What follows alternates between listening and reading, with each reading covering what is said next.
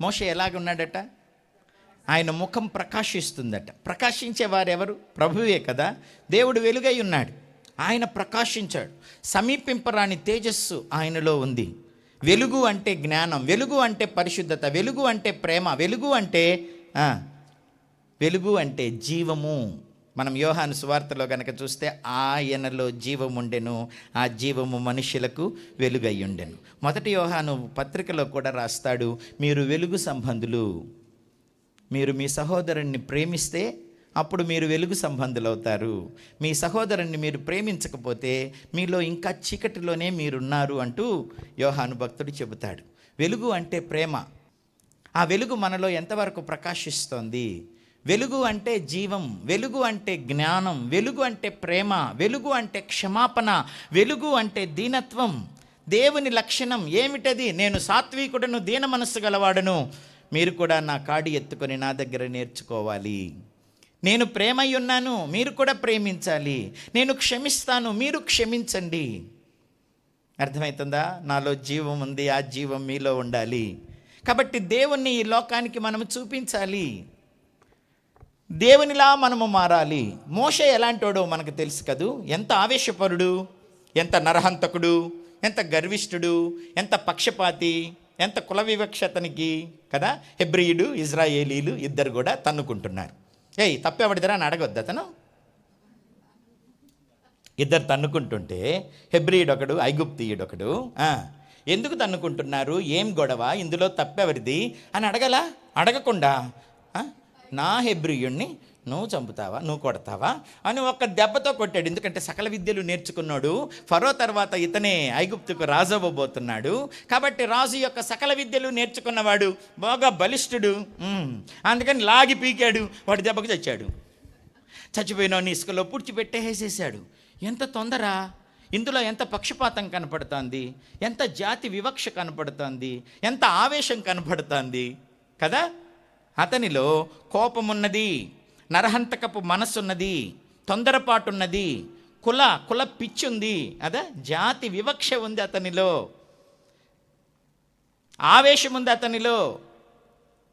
అందుకని ఐగుప్తు నుంచి పారిపోయినాడు.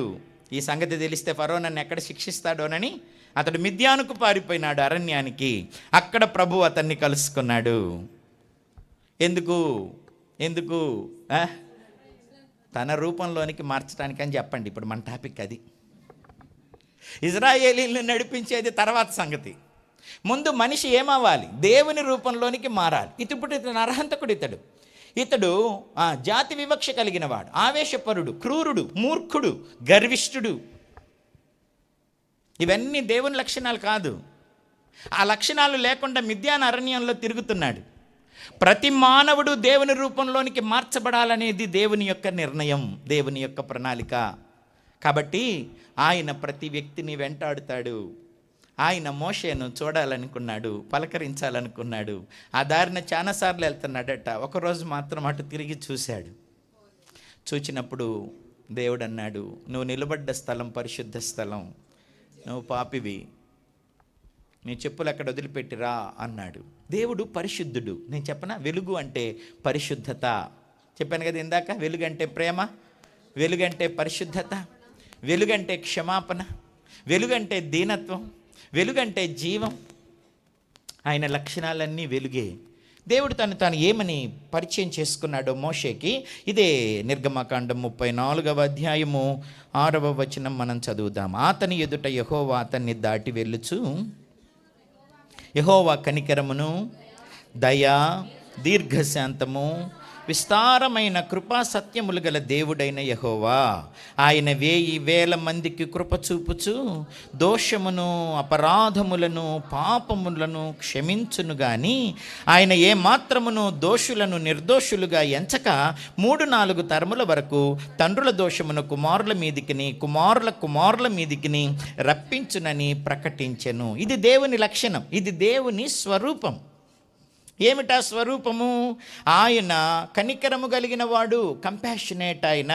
తర్వాత ఆయన దయగలిగిన వాడు, లాంగ్ సఫరింగ్, దీర్ఘశాంతం కలిగిన వాడు, విస్తారమైన కృపా సత్యములు గలవాడు, 1000 మందికి కృప చూపేవాడు, దోషాన్ని, అపరాధాన్ని, పాపాన్ని క్షమించేవాడు. కానీ దోషులను క్షమించడు అంటాడు. మరి దోషాన్ని క్షమిస్తానన్నాడు. దోషమును, అపరాధమును, పాపములను క్షమించును కానీ ఆయన ఏమాత్రమును దోషులను నిర్దోషులుగా ఎంచడు. అక్కడ మైన దోషాన్ని క్షమిస్తానన్నాడు, కింద దోషులను క్షమించడు అంటున్నాడు. 2 లైన్లలోనే ఆయనే కాంట్రడిక్షనా? పైనేమో దోషమును, అపరాధమును, పాపమును క్షమించువాడు అంటాడు, దోషులను ఆయన ఏమాత్రము నిర్దోషిగా ఎంచడంటున్నాడు. ఏమిటక్కడ? దోషి తన దోషముల విషయమై పశ్చాత్తాపపడితే క్షమిస్తాడు కానీ పశ్చాత్తాపపడకపోతే క్షమించడు. ఆయన దోషిని నిర్దోషిగా ఎంచడు. దుష్టుడు తన దుష్టత్వంలో నశించటం ఆయనకి ఇష్టం లేదు. నేను దోషినని ఒప్పుకుంటే క్షమిస్తాడు, దోష శిక్ష తొలగిస్తాడు. ఆయన దోషం లేనివాడు, మనలను కూడా దోషము నుంచి తొలగిస్తాడు. అయితే కావాలి పశ్చాత్తాపము. పశ్చాత్తాపం లేకుండా మనము ప్రభు సన్నిధిని చేరలేము. మనకు కావలసిందే పశ్చాత్తాపము. విరిగి నలిగిన హృదయము పశ్చాత్తాపపడుతుంది. ఆ పశ్చాత్తాపపడిన హృదయాన్ని ప్రభు ఎప్పుడూ నిర్లక్ష్యం చేయడు. కనుక మనుషులు ఏం చేయాలి? పశ్చాత్తాపపడాలి.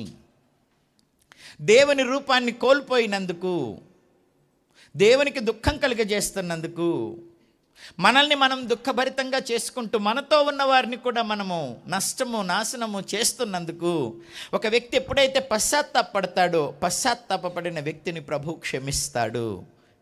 నా ప్రియ దేవుని పిల్లల, పశ్చాత్తాపడకపోతే ఆ పాపం 4 తరాల వరకు పిల్లల మీద ఉంచుతాడట.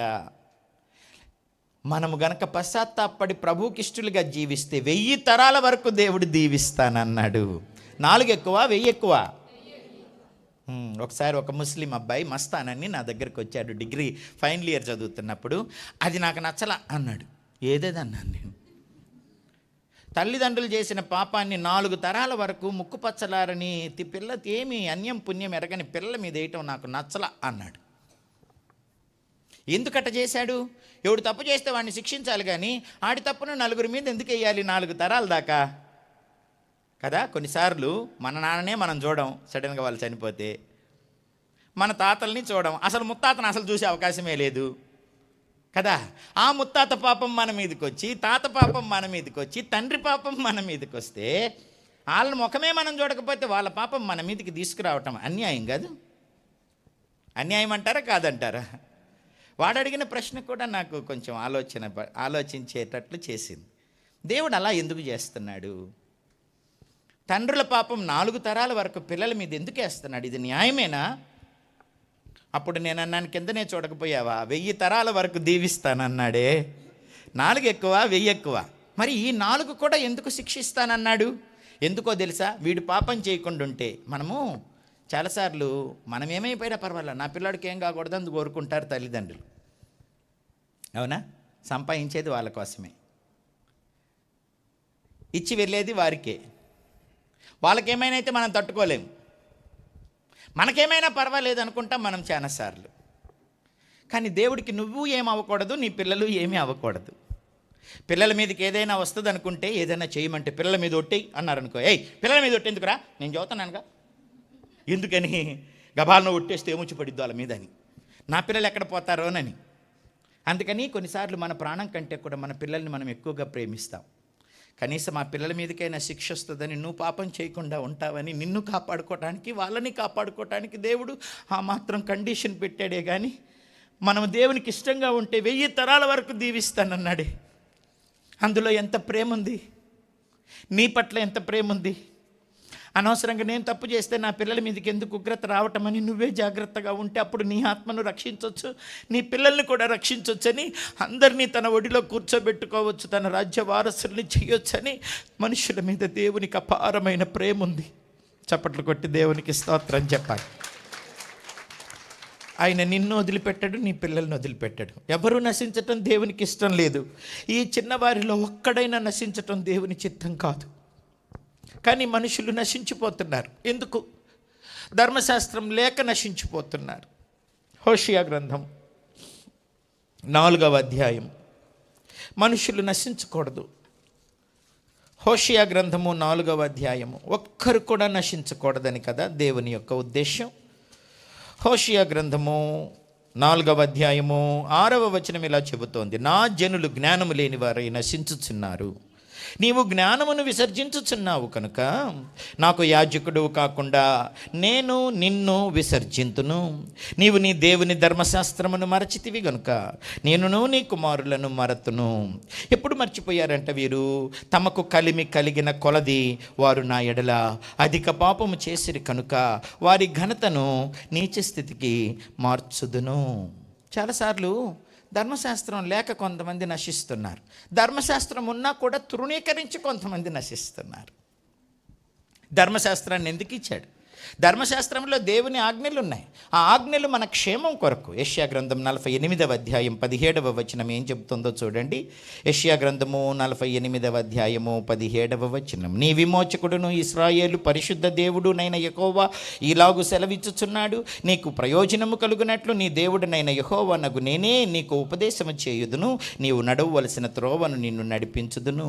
నీవు నా ఆజ్ఞలను ఆలకింపవలనని నేనెంతో కోరుచున్నాను. ఆలకించిన ఎడల నీ క్షేమము నది వలెను, నీ నీతి సముద్ర తరంగముల వలెను ఉండును. నీ సంతానం ఇసుక వలె విస్తారమగును, నీ గర్భఫలము దాని రేణువుల వలె విస్తరించును. వారి నామము నా సన్నిధి నుంచి కొట్టివేయబడదు, మరువబడదు. ఎక్కడుంది దేవుని సన్నిధి? ఆకాశమందున్నాడు ఆయన. అది ఆయన నివాస స్థలం. అక్కడ నుంచి భూలోక నివాసులందరినీ ఆయన దృష్టిస్తున్నాడు. వారందరినీ ఏకరీతిగా నిర్మించినవాడు. కీర్తనల గ్రంథం 33వ అధ్యాయం 13వ వచనం ఒకసారి చూడాలి. కీర్తనల గ్రంథము 33వ అధ్యాయము 13వ వచనం, యెహోవా ఆకాశంలో నుండి కనిపెట్టుచున్నాడు, ఆయన నరులందరినీ దృష్టించుచున్నాడు. తానున్న నివాస స్థలంలో నుండి భూలోక నివాసులందరి వైపు ఆయన చూచుచున్నాడు.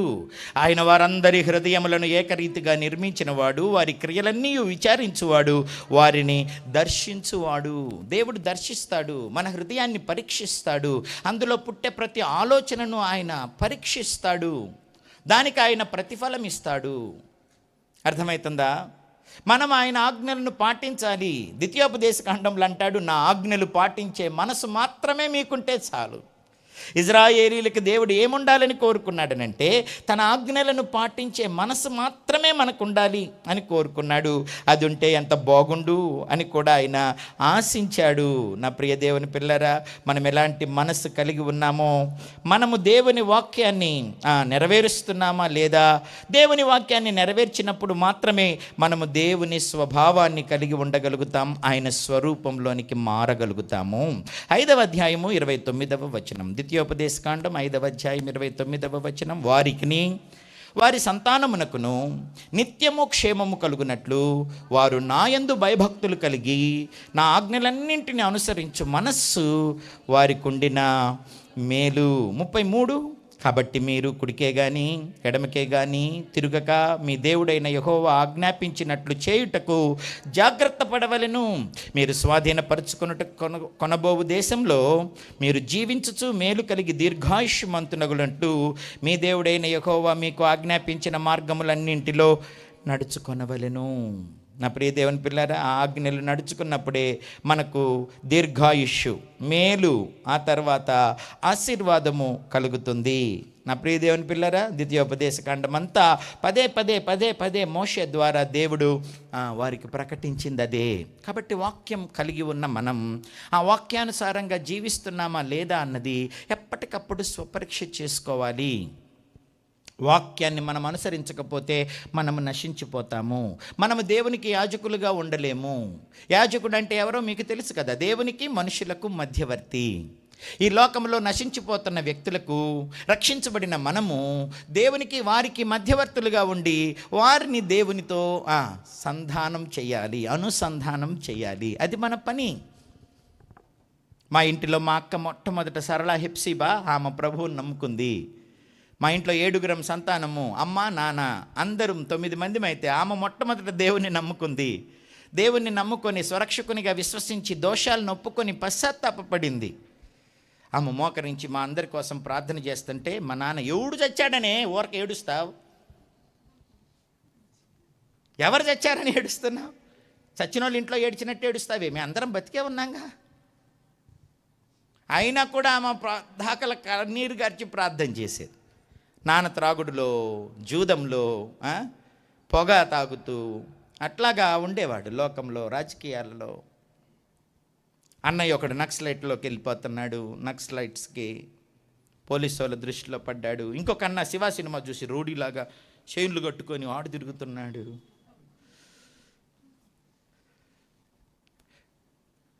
చదువులు పాడైపోతున్నాయి, ప్రవర్తన పాడైపోతుంది. నాన్న ఇంటినే బారులాగా మార్చేశాడు, అదొక క్లబ్లాగా అయిపోయింది. ఇంటి నిండా సిగరెట్ల పొగ, గ్లాసుల్లో మద్యం, చేతుల్లో పేకలు. గవర్నమెంట్ టీచరే కానీ, నాన్న హెడ్ మాస్టరే కానీ బడిలో ఉండేదానికంటే ఇంట్లో ఉండటమే ఎక్కువ.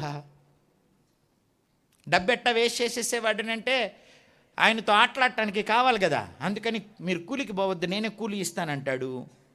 ఈ గేములు పెట్టి ఆడతారు కదా, బెట్టింగ్లు పెట్టుకుంటారు కదా, ఆ బెట్టింగ్లు పెట్టినప్పుడు అందులో కూడా డబ్బులు పోతే అది కూడా పోనీవు. 4-5 కూర్చోబెట్టి పని చేయకుండా వాళ్ళకి రోజు కూలి ఇచ్చి ఇంట్లో కూర్చోబెడతాడు. డబ్బంతా పాడైపోతుంది. అమ్మకు మానసికమైన రోగం వచ్చేసింది. ఇల్లంతా ఒకలాగా అయిపోయింది, అదొక నరకంలాగా.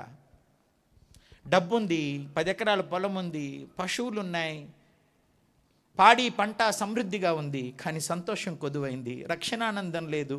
దోషం మీద దోషం ఎక్కువైపోతుంది, పాపం మీద పాపం ఎక్కువైపోతుంది. మళ్ళా పాస్టర్లు వస్తే దశంభాగాలు ఇస్తాడు, పొలం పంటిస్తాడు, పశువులకు వచ్చే పాడిస్తాడు. కానీ ఇల్లు మాత్రం నరకకూపంలాగా అయిపోయింది. అలాంటి పరిస్థితుల్లో అక్క మొదట ప్రభువుని నమ్ముకుంది. మా పరిస్థితి చూసి కన్నీరు గార్చి ప్రార్థన చేసేది. ఆయనకు కోపం వచ్చి ఒకసారి మోకరించి ప్రార్థన చేస్తున్నామని ఆ మోకరించిన దాన్ని కడుపు మీద టెగ్గిరి తంతే వెళ్ళి, వర్షాకాలం ముళ్ళ కర్రలు ఉండేవి, ఇప్పుడంటే గ్యాస్లు వచ్చినాయిలే, అప్పుడు కట్టెలతో పొయ్యిలు ఉండేవి కదా, ఆ ముళ్ళ కర్రల కుప్పలో పడిపోయింది. ముళ్ళంతా ముళ్ళులు కుచ్చుకున్నాయి. ఏమి నువ్వు ప్రార్థన చేయకపోతే ఆయనకు కోపం వస్తుంటే, మా అందరి నిద్ర డిస్టర్బ్ అయిపోతుంటే ఎందుకు నువ్వు ప్రార్థన చేసేది, ఎందుకు ఇంత తన్నించుకుంటావు, మనసులో చేసుకోరాదు అన్నాను నేను. ఎందుకంటే అక్క కొట్టించుకుంటుందని, అక్క మీద ఉన్న ప్రేమతో. అప్పుడు ఆమె ఏమనిందో తెలుసా, మీరందరూ చచ్చిపోయి ఉన్నారా, శారీరకంగా మీరందరూ బ్రతుకున్నారు కానీ ఆత్మలో మీరందరూ చచ్చిపోయి ఉన్నారా, అపరాధముల చేత పాపముల చేత చచ్చిపోయి ఉన్నారా. ఒకవేళ శారీరకంగా చచ్చిపోతే మీరు నరకానికి వెళ్ళిపోతారా. మీకోసమేరా మీరు బ్రతకాలని ఏడుస్తున్నాను రా, ప్రభు పాదాలు పట్టుకుంటున్నాను రా, మారు మనసు లేకుండా ఎవరు మరణించకూడదు నా ఇంటి వారని ప్రార్థన చేస్తున్నాను రా. కొడితే కొట్టండి లేరా, తన్నండి లేరా, ఏదో ఒక రోజు మీరు తెలుసుకుంటారు.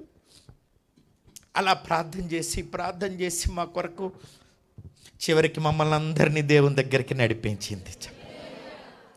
మా ఇంట్లో ఉన్న అమ్మ నాన్న అట్లాగే అన్నలు అక్కలు అందరం రక్షించబడ్డాం. అద్భుతం ఏమిటంటే అందరం సేవ చేస్తున్నాం.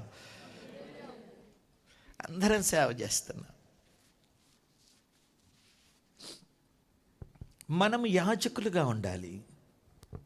నశించిపోతున్న ఆత్మలకు రక్షించే దేవునికి మధ్యవర్తులుగా ఉండాలి. అంతేగాని నేను ఏదో రక్షించబడ్డాను, నా మట్టుకు నేను వాక్యం వింటాను, నా మట్టుకు నేను బాగా భక్తి చేసుకుంటాను, ఎవరితో నాకు సంబంధం లేదు అనకూడదు. ఎప్పుడు మనం యాజకులం అవుతాము, ధర్మశాస్త్రాన్ని పాటించినప్పుడు. ధర్మశాస్త్రాన్ని మర్చిపోకూడదు. కష్టాల్లో ఉన్నప్పుడు దేవుడా దేవుడా దేవుడా దేవుడా అంటాం, కొరతల్లో ఉన్నప్పుడు దేవుడా దేవుడా దేవుడా అంటాం, సమృద్ధి వచ్చినప్పుడు దేవుణ్ణి మనం మర్చిపోతాం. తమకు కలిమి కలిగిన కొలది వారు నా ఎడల అధిక పాపం చేశారు, మేలైనది చేయని ఎరిగి ఉండి అలాగూ చెయ్యని వానికి పాపము కలుగుతుంది.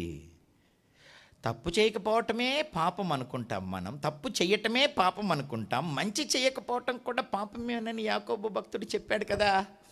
మేలైనది చేయని ఎరిగి ఉండి అలాగూ చెయ్యని వానికి పాపం కలుగును. విశ్వాసులుగా మనకున్న శోధన ఏమిటో చెప్పనా, మనకు దేవుని చిత్తమంతా తెలుసు కానీ దాన్ని చేయం.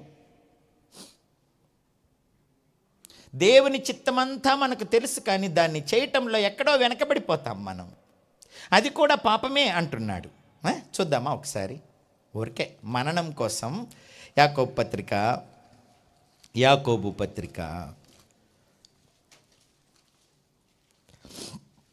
4వ అధ్యాయము 17వ వచనం. కాబట్టి మేలైనది చేయ ఎరిగియు అలాగు చెయ్యని వానికి పాపం కలుగును. అర్థమైందా? మేలైనది ఏమిటో మనకు తెలుసు, కానీ అలా చేయటంలో మనం చాలాసార్లు నిర్లక్ష్యం చేస్తుంటాము. ఎంత పాపం కూర్చుకుంటున్నామో ఆలోచించాలి. విశ్వాసులమే, కాదంటలేదు. వాక్యం ఎరిగిన వారమే, దేవుని, దేవ సన్నిధిని, దేవుని వాక్యాన్ని ప్రేమించేవారమే. అయితే ఈ నా మాటలు విని వాటి ప్రకారం చేయువాడే బండ మీద తన ఇల్లు కట్టుకుని బుద్ధిమంతుని పోలి ఉండును. వానలు కురిసినా, వరదలు వచ్చినా, గాలి విసిరి ఆ ఇంటి మీద కొట్టినా దాని పునాది బండ మీద వేయబడింది కనుక అది కూలిపోదు. ఈ నా మాటలు విని కూడా వాటి ప్రకారం చేయకపోతే ఇసుక మీద తన ఇల్లు కట్టుకుని బుద్ధిహీనుని పోలి ఉండును. అది కూలిపోతుంది, దాని పాటు గొప్పది. కాబట్టి మనము తప్పు చెయ్యం విశ్వాసులుగా. జనరల్గా పరిశుద్ధాత్ముడు మనల్ని గద్దిస్తుంటాడు కనుక. కానీ మేలు చేయకుండా ఉండే ప్రమాదం కూడా ఉంది. కాబట్టి మనము మేలు చేయటం నేర్చుకోవాలి. దేవుని వాక్యాన్ని వినాలి, ఆ వాక్యాన్ని అనుసరించి ప్రతిదినం నడుచుకోవాలి. మనకు తెలిసిన వాక్యం ఎంత, మనం దాన్ని అనుసరించి జీవిస్తుంది ఎంత అన్నది ఎవరికి వారే బేరీస్ వేసుకోవాలి. నా భక్తిని నేను, మీ భక్తి మీరు తూకం చూసుకోవాలి. అది తక్కువగా ఉందనుకో వాటిని పెంచుకోమంటాడు కదా ప్రకటన గ్రంథంలో. ఏ క్రియలు చచ్చిపోతున్నాయో వాటిని తిరిగి బ్రతికించుకో, వాటిని వృద్ధి చేసుకో. మంచి క్రియలు కూడా చచ్చిపోయే ప్రమాదం ఉంది విశ్వాసులుగా. మనకు తెలుసు, కానీ అది చచ్చిపోయే ప్రమాదంలో ఉంటుంది, అది బలహీనమైపోతుంది. అందుకని ఆ మంచిని పెంచాలి, దాన్ని బ్రతికించుకోవాలి. నీలో ఉన్న క్రియలు ఎక్కడ చచ్చిపోతున్నాయో చూసి వాటిని బ్రతికించుకో అన్నమాట సంఘాలతో ప్రభువు చెప్పటం మనం చూస్తాము. ప్రియ దేవుని పిల్లరా, విశ్వాసులుగా దేవునికి సమీపమై చావనయున్న వాటిని మనము బ్రతికించుకోవాలి. ప్రకటన గ్రంథం 3వ అధ్యాయం 2వ వచనం. నీ క్రియలు నా దేవుని ఎదుట సంపూర్ణమైనవిగా నాకు కనపడలేదు కనుక జాగరూకుడవై చావనయ్యున్న మిగిలిన వాటిని బలపరచుము. అవును, మంచి క్రియలే, దేవుడు మెచ్చే క్రియలే, కానీ అవి బలహీనమైపోతాయి. నువ్వు వాడకపోతే ఏమవుతుంది? చెయ్యి వాడలేదనుకో ఏమవుతుంది? అది బలహీనమైపోతుంది. కన్ను వాడలేదనుకో బలహీనమైపోద్ది. అందుకే అన్నిటిని వాడాలి. చెయ్యి కన్ను మంచివా కాదా? ఉదాహరణకి చెయ్యి కన్ను మంచిది, మీరు వాడకుండా అలా పెడితే అది సన్నగా అయిపోద్ది. చెయ్యి ఆడిస్తూ ఉంటే కండరాలు వృద్ధి పొందుతాయి. ఆడించకుండా అట్లా పెట్టేసేసావనుకో కండరాలు కరిగిపోతాయి. కాబట్టి మంచిది చెయ్యి, వాడుకోవాలి. వాడుతుంటే బలంగా ఉంటుంది, వాడకపోతే బలహీనమైపోద్ది, చచ్చిపోద్ది. అందుకే మంచి క్రియలే, నీకు తెలిసిందంతా మంచే, నీకు దైవజనుడు నేర్పించేదంతా మంచే. ఆ మంచిని మనం వినియోగించాలి, రోజు దాన్ని ప్రాక్టీస్లో పెట్టాలి. అలా పెడితే అది బ్రతుకుంటుంది, లేకపోతే అది చచ్చిపోతుంది. కనుక ఎన్ని బ్రతుకున్నాయి, ఎంత వాక్యం విన్నాం, మనకెన్ని సత్యాలు తెలుసు, వాటిని ఎంతవరకు మనం నెరవేరుస్తున్నాం, అవి ఎంత లైవ్గా ఉంచాము అనేవి కూడా మనం పరీక్ష చేసుకోవాలి. మోషే దేవుని స్వరూపంలోనికి మార్చబడ్డాడు. ఒకప్పుడు ఎంత తొందరపాటు మనిషి, ఎట్లా మారిపోయాడనంటే జనాలందరూ రాళ్ళు తీసుకొని ఆయన కొట్టబోతుంటే వాళ్ళ దగ్గరికి వెళ్ళి వాళ్ళని క్షమించమని ప్రాధేయపడుతున్నాడు. వాళ్ళ అక్క, నువ్వే నా ప్రవక్తవి, నీకంటే పెద్దవాళ్ళం మేము బతికితేనారా నువ్వు బతికింది, బుద్ధి లేనుడా. నేను ఆ నైల్ నదిలో వదిలేసి ఉంటే ముసలు తినిపడేసి ఉండే, పనికి మాలినాడు. పెద్ద ప్రవక్త అయిపోయినావా నువ్వు, నా ఎంగిలి పాలు తాగినాడా? డే నైల్ నదిలో జమ్ముపెట్టులో అమ్మ వదిలిపెట్టినప్పుడు నేను నిన్ను కాపాడింది. నీకు పాలు ఇవ్వడానికి దాదిని తెస్తానని అమ్మని తెచ్చి నీకు పాలు ఇచ్చి బతికిచ్చింది నేనురా. ఏంటే పెద్ద భక్తి పడిపోయాను నువ్వే పెద్ద ప్రవక్తవా? నేను లేకపోతే నువ్వు ఎక్కడున్నావురా బుద్ధి లేనుడా అన్నారు. అహరోను దానికి ఏకీభవించాడు కదా. మోషే నాయకత్వాన్ని వాళ్ళిద్దరు ఒప్పుకోలేదు. ఎందుకని మాకంటే చిన్నాడివి కదా నువ్వు, నీకు మాట్లాడటానికి నాలుక మాంద్యమైతే నేనుండి కదరా నీ నోరుగా ఫరో దగ్గర మాట్లాడింది, నేను లేకపోతే నువ్వెక్కడరా అన్నాడు అహరోను. ఏయ్ నేను బతికించకపోతే నువ్వెక్కడరా అనింది మిరియాం. మోషే బ్రతకటానికి వాళ్ళను సాధనాలుగా వాడుకున్నారన్న సంగతి మర్చిపోయారు వాళ్ళు. ఒక ఆవిడ ఆరాధికురాలు, ఇంకొక ఆయనేమో యాజకుడు. ప్రవక్త నాయకుడైన దేవుడు ఏర్పాటు చేసుకున్న మోషే మీద సనిగారు, గొనిగారు, శపించారు, తృణీకరించారు, తిరగబడ్డారు. దేవుడు చూసి వెంటనే మిరియాము కుష్టు పుట్టించాడు కదా. అప్పుడు మోషే ఏమంటాడు, నా సహోదరి, నా కళ్ళ ముందు ఆమె కుష్ఠరోగులైతే నేను ఎట్లా చూస్తాను అన్నాడు. అంతేగాని ఏయ్ చూసావా నేనేంటో, నా తడాక ఏంటో, నాతో దేవుడు ఎట్టాగున్నాడో చూసావా, నన్ను అంటే నీకు ఎట్ట కుష్టు పుట్టిందో చూసావా, కుళ్ళిపోవే నువ్వు అనాలి ఈ ఆవేశపరుడు. ఏం మామూలు ఆవేశం అవుతుంది. ఓ నరహంతకుడు, పౌరుషంగల్లోడు కదా, చావవే కుళ్ళవే, నుదుటిగా అదే నీకు ఒళ్ళంతా పుట్టాలి, కుళ్ళు కుష్టు ఒళ్ళంతా పుట్టాలే నీకు అనాలి. కానీ దేవుని దగ్గరికి వెళ్ళి బ్రతిమలాడుతున్నాడు, నా అక్క కదూ, అలా కుష్టుతో ఉంటే నేను ఎలా చూడగలను, ప్లీజ్ క్షమించు, నా ఎంగిల్ పాలు తాగింది, క్షమించమన్నాడు. ఎట్లాంటి దీన మనసు వచ్చేసింది. దేవుడు ఏమంటాడు, మోషే నా ఇల్లంతటిలో నమ్మకస్తుడు. భూమి మీద అట్లాంటి సాత్వికుడు ఇంకెవరు కూడా లేరు. క్రీస్తు లక్షణం అతనికి వచ్చేసింది కదా, క్రీస్తు లక్షణం వచ్చేసింది. ఎందుకని క్రీస్తుతో గడుపుతున్నాడు. అర్థమైందా? రెండు చేతుల్లో ధర్మశాస్త్రం ఉంది, మనసులో దేవుని రూపం ఉంది. చప్పట్లు కొట్టి దేవునికి స్తోత్రం. రెండు పలకలు తీసుకొని కొండను దిగుతున్నాడు.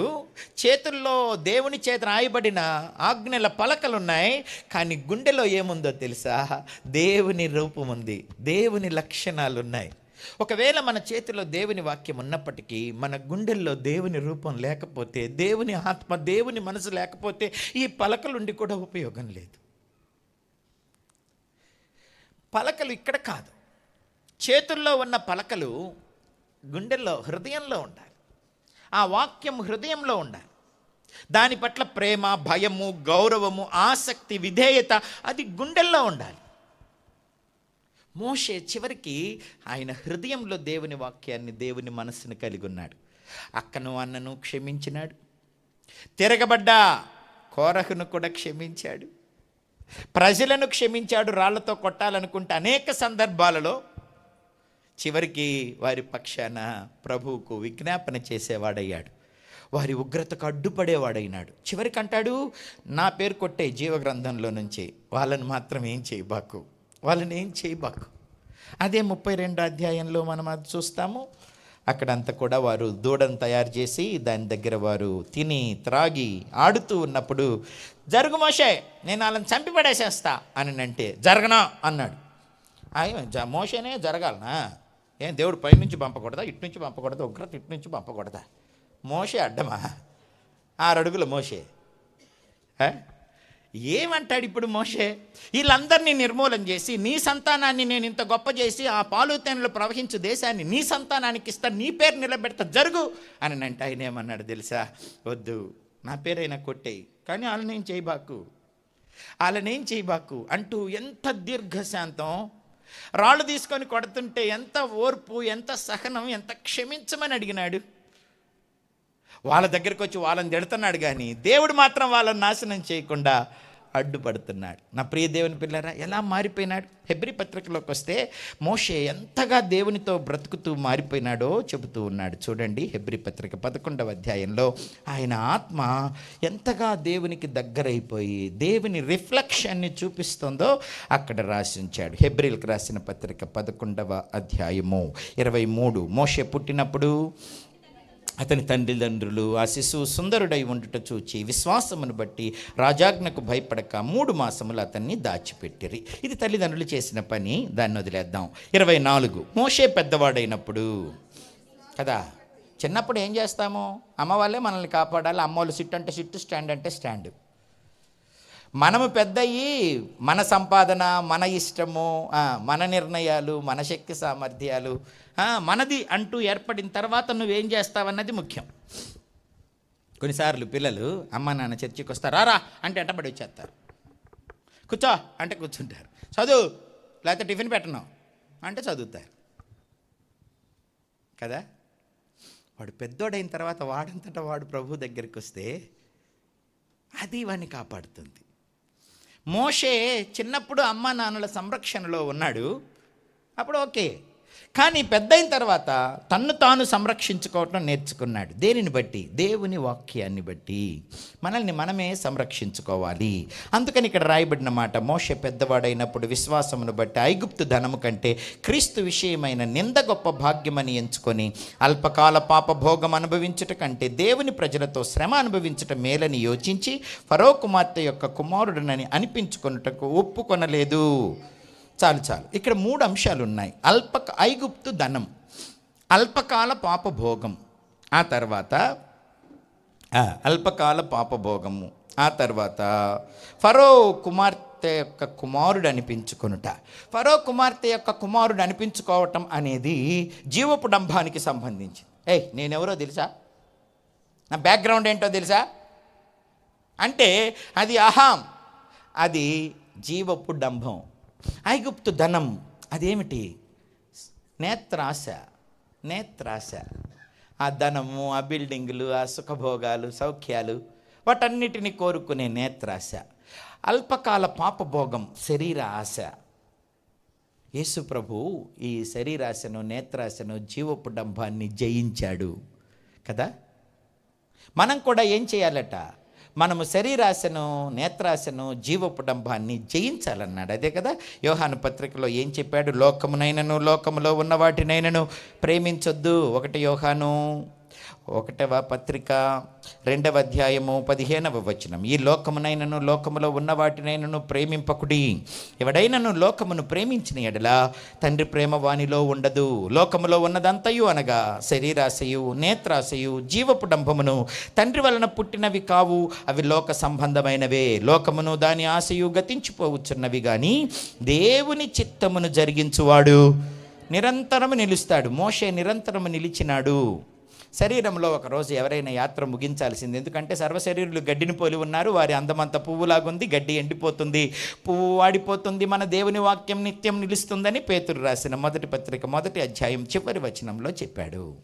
కాబట్టి మనం ఈ లోకంలో మరణించవలసిందే. మరణించిన తరువాత కూడా మోషే నిలిచే ఉన్నాడు.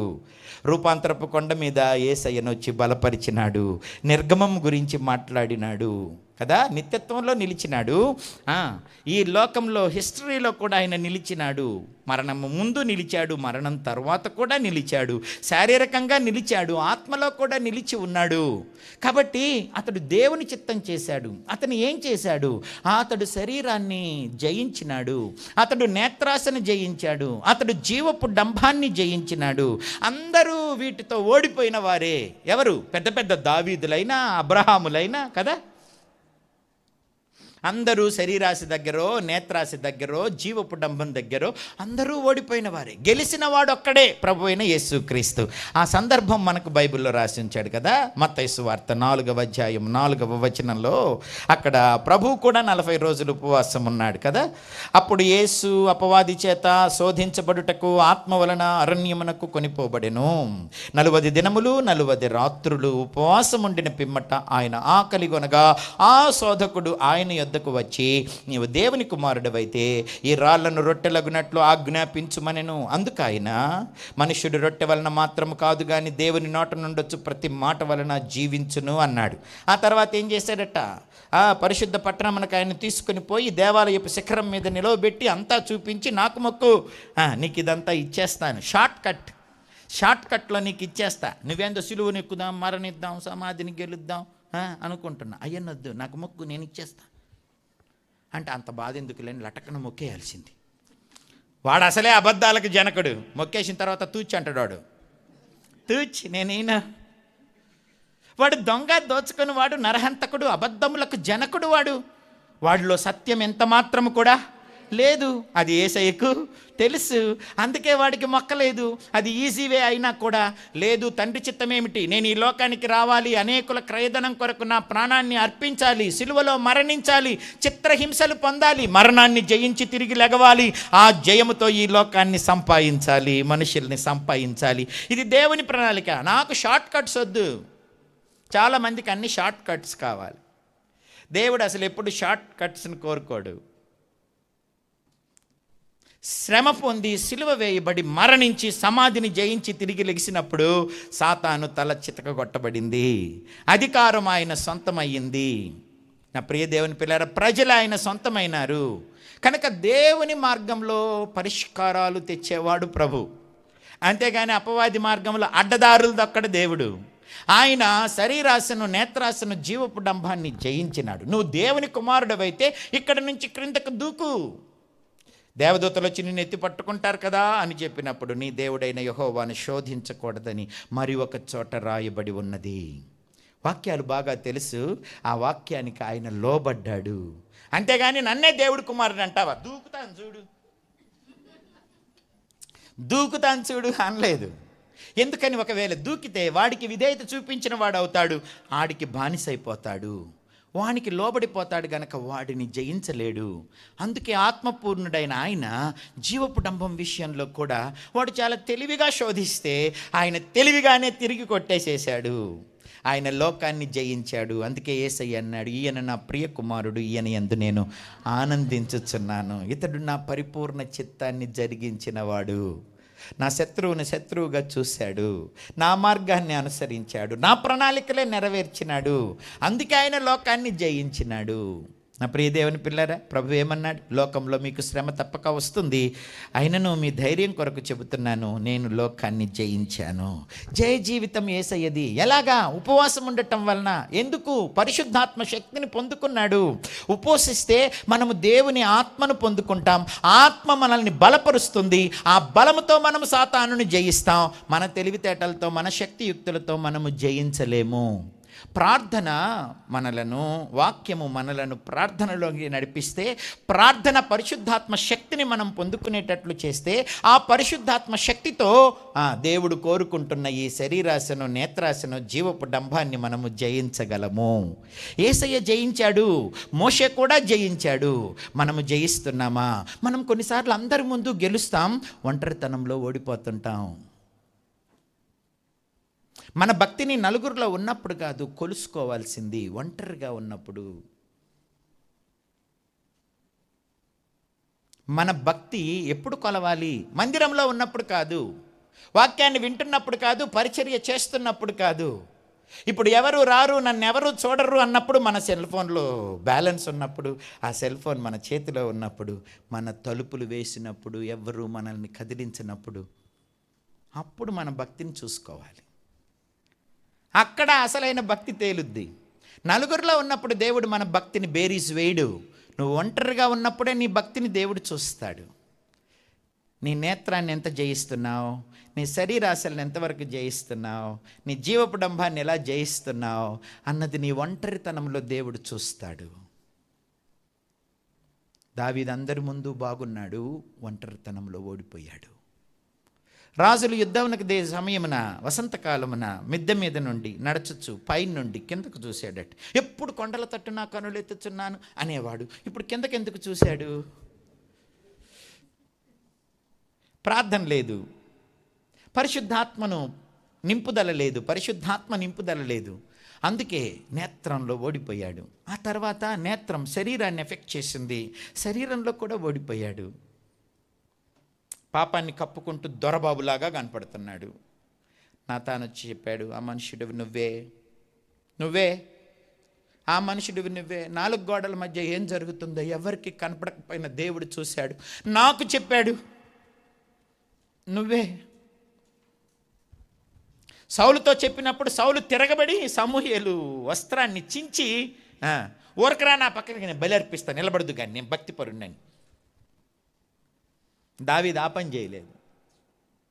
దావీదు వెంటనే పశ్చాత్తాపడ్డాడు, గోనెపట్ట కట్టుకున్నాడు, బూడిద చల్లుకున్నాడు, దుఃఖపడుతున్నాడు. నిజమే, నేను నలుగురిలో గెలిచాను, అంతరంగంగా ఓడిపోయాను. కప్పాను దోషాన్ని, కప్పాను దోషాన్ని, ఒప్పుకోలేదు, నన్ను క్షమించమని అడిగినాడు. అందులో నుంచి వచ్చిందే 51వ కీర్తన. దేవా నాయందు శుద్ధ హృదయము కలుగచేయుము, నాంతరంగములో స్థిరమైన మనస్సును తనముగా పుట్టించుము. నీ సన్నిధానములో నుండి నన్ను త్రోసివేయకుము. నీ పరిశుద్ధాత్మను నా యొద్ద నుండి తీసివేయకుము. నీ రక్షణానందము నాకు మరలా పుట్టించుము. సమ్మతి గల మనస్సు కలుగచేసి నన్ను దృఢపరచుము. నన్ను దృఢంగా చేయి. నేను చాలా బలహీనమైపోయినాను. ప్రార్థనకు దూరం అయ్యాను, ఉపవాసానికి దూరం అయ్యాను, నీ సన్నిధికి దూరం అయ్యాను, నీ మందిరానికి దూరం అయ్యాను, నీ సేవకులకు దూరం అయిపోయినాను, నీ ధర్మశాస్త్రానికి నేను దూరం అయిపోయినాను. బాగా బలహీనమైపోయాను. కన్నోడిపోయింది, మనసు ఓడిపోయింది, శరీరం ఓడిపోయింది. నేను నష్టమైపోయినాను, కప్పెట్టుకొని వేషధారినైనాను. నన్ను ప్రేమించి నీ ప్రవక్త నంపించి నాతో మాట్లాడావు. నన్ను తోసేబాకు, నన్ను క్షమించు, మరలా నీ ఆత్మతో నింపు, నీ సన్నిధిలో నిలుపు అంటూ దావీదు ప్రార్థన చేశాడు. పరుపు తేలిపోయేంతగా ఏడ్చినాడని దేవుని వాక్యం తెలియచేస్తుంది. నా ప్రియ దేవుని పిల్లరా, మనం ఎంతవరకు జయిస్తున్నాం? శరీరాశ, నేత్రాశ, జీవపు డంబాన్ని నలుగురిలో కాదు, ఒంటరిగా, బయట కనపడేటట్టు కాదు, అంతరంగంలో. కొన్నిసార్లు మన చూపుల్ని, మన మాటల్ని, మన తలంపుల్ని మనుషుల ముందు చాలా చక్కగా మేనేజ్ చేస్తాం మనం. ఎందుకంటే మనం భక్తిహీనులం అనుకుంటారేమోనని.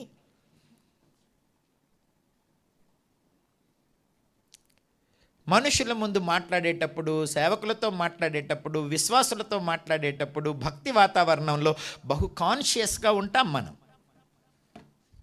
ఎందుకంటే మనం విశ్వాసులం కదా, మనం అలా ఉండాలి కదా. ఉండకపోతే మనల్ని గౌరవించరు కదా, మనకు విలువనివ్వరు కదా, మనల్ని నమ్మరు కదా అంటూ మనం చాలాసార్లు పైకి చాలా కవర్ అంటే మేనేజ్ చేస్తూ ఉంటాం, మ్యానిపులేట్ చేస్తుంటాం. కానీ ఈ మేనేజ్మెంట్, మ్యానిపులేషన్స్ దేవుడు అసలు పట్టించుకోడు.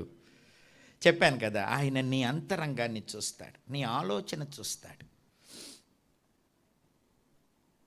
నీ ఇన్స్టింక్ట్ ఉంటుంది, నీ వైఖరి లోపల, అది చూస్తాడు.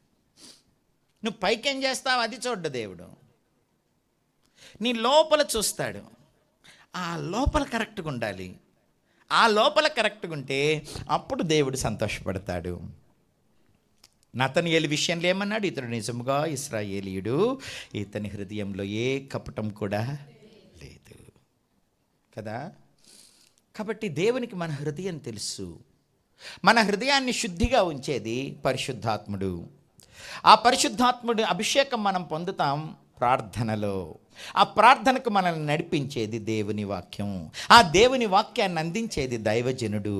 ఆ దైవజనుడు ఉండేది దేవుని సన్నిధి. ఈ సన్నిధి నిన్ను దేవుని రూపంలోనికి మారుస్తుంది. యేసుని రూపంలోనికి మారాలి, యేసుని మాదిరి మనకు రావాలి. ఇదే ప్రభుని నిర్ణయం, ఇదే ప్రభుని పిలుపు, ఇదే ప్రభుని నీతి, ఇదే ప్రభువుకు మహిమ. ఇదే ప్రభుని నిర్ణయం, ఇదే ప్రభుని పిలుపు, ఇదే ప్రభుని నీతి, ఇదే ప్రభువుకు మహిమ. యేసుని రూపంలోనికి మారాలి, యేసుని మాదిరి మనకు రావాలి. కాబట్టి మనం మ్యానిపులేట్ చేయకూడదు. దేవుని ముందు చేసిన అది నిలబడదు. ఒకసారి ఒక కాకి బూడిద పూసుకొని పావురాల మధ్యలోకి పోయిందంట. కాకి బూడిద పూసుకొని పావురాల మధ్యకి వెళ్ళి నేను కూడా పావురాన్ని అంటుందంట. ఈలోపు పెద్ద వర్షం వచ్చిందంట, బూడిదంతా కారిపోయిందట. దాని అసలు రూపం బయటపడి ఈ పావురాలని దాన్ని పొడవటం మొదలుపెట్టినాయట. మ్యానిపులేషన్స్ అలా ఉంటాయన్నమాట. దేవుడు మ్యానిపులేషన్ కోరుకోడు, ఆయన యథార్థతను కోరుకుంటాడు. యథార్థత అంటే తప్పు చేయకుండా ఉండటం కాదు. యథార్థత అంటే ఉన్నది ఉన్నట్టుగా ఒప్పుకోవడం. తప్పు చేయకుండా ఉండటం యథార్థత కాదు. యథార్థత అంటే తప్పు చేసినా కూడా నేను తప్పు చేశాను అని చెప్పటం యథార్థత. ఆ యథార్థవంతులను దేవుడు వర్ధిల్లజేస్తాడు. ఏదో ఉంది కదా, అతిక్రమాలు దాచిపెట్టేవాడు వర్ధిల్లడు, వాటిని ఒప్పుకొని విడిచిపెట్టేవాడు. దావీదు ఆ కనికరం పొందాడు, సౌలు ఆ కనికరం పొందలేదు. కారణం అతనంతా మ్యానిపులేషనే. ఆ మ్యానిపులేషన్కి దేవుని సేవకుని అడుగుతున్నాడు, నువ్వు రా, నేను బలర్పిస్తా, నా పక్కన నిలబడు, నా పక్కన నిలబడు. నువ్వు ఎందుకు నన్ను ఆదరైజ్ చేయి, నేను నిలబడని నీ పక్కన ఎందుకు నిలబడతాను? అమాలేకీలందరినీ చంపిరమ్మంటే నువ్వు అగగును ఎందుకు తెచ్చావు? ఎద్దులన్నింటినీ చంపిరమ్మంటే బలిసిన ఎద్దుల్ని తెచ్చి ఎందుకు రాజనగర్లో పెట్టావు? ఏనంటాడు, నేను అంతా విధేయత చూపించా, దేవుడు చెప్పిందంతా చేశానంటాడు. 15వ అధ్యాయం గనక మీరు చదివితే, సమూయేలు మొదటి గ్రంథం 15వ అధ్యాయంలో యెహోవా చెప్పిందంతా నేను చేశాను అంటూ సమూయేలుని యెహోవా నిన్ను ఆశీర్వదించునుగాక అంటున్నాడు. ఈయనని ఆశీర్వదించాలా? ఆయన ఆశీర్వదించాలా? ప్రవక్త రాజును ఆశీర్వదించాలి, రాజే తిరగబడి ఆశీర్వదిస్తున్నాడు. అది గర్వించిన హృదయం, అది మదించిన హృదయం, అది జీవపు డంభం. అది యెహోవా నిన్ను ఆశీర్వదించునుగాక. ఎవరిని? సమూయేలునా నువ్వు ఆశీర్వదించేది. నీ ఆశీర్వాదాలు, నీ దీవెనలు పక్కన పెట్టవయ్యా. దేవుడు చెప్పింది ఏం చేశావు? నేను అంతా చేశా. విజయసూచిక కూడా ఎగరవేశా. విజయసూచిక ఎగరవేశావులే, అపజయాన్ని దాచుకొని, అపజయాన్ని లోపల దాచుకొని పైకి విజయసూచిక ఎగరేసావా నువ్వు? దేవుడు చెప్పిందంతా చేశావా? చేశా అన్నాడు. ఈలోపు దేవదూతలు వచ్చి పొడిచినట్టున్నారు ఎద్దుల్ని, వాటిని. అవి రంకెలేసినాయి. ఆ రంకెలేమిటి? రాజనగర్లో పశువులు ఎక్కడ ఉండాలి? పశువుల శాలలో. రాజనగర్లో ఎందుకు కట్టావు? నాకు కనపడకుండానా? కానీ దేవునికి కనపడకుండా చేయగలవా? దేవుడు నిన్ను తృణీకరిస్తున్నాడు. రాజుగా చేసినందుకు ఆయన సంతాపపడుతున్నాడు. నీకుడంటే యోగ్యుణ్ణి ఆయన ఎంచుకుంటాడు. ఆయన కృపను నువ్వు దుర్వినియోగం చేస్తున్నావు.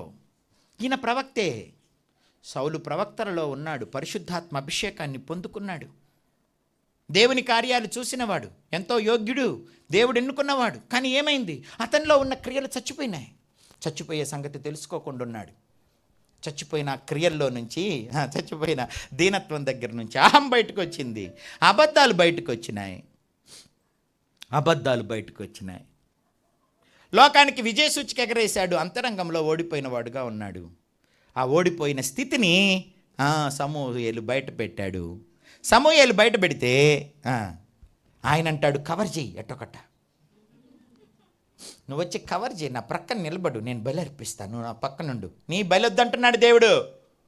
బలి కాదు, దేవునికి కావాలి. సమూయేలు మొదటి గ్రంథం 15వ అధ్యాయంలో అద్భుతమైన మాట సమూయేలు అక్కడ చెబుతున్నాడు. విశ్వాసి అయిన సౌలుకి విశ్వాసం నుంచి తొలగినప్పుడు ఏం చెప్పాడంటే 15వ అధ్యాయంలో 22వ వచనం, అందుకు సమూయేలు తాను సెలవిచ్చిన ఆజ్ఞను ఒకడు గైకొనుట వలన యెహోవా సంతోషించున్నట్లు ఒకడు దహన బలులను అర్పించటం వలన ఆయన సంతోషించిన.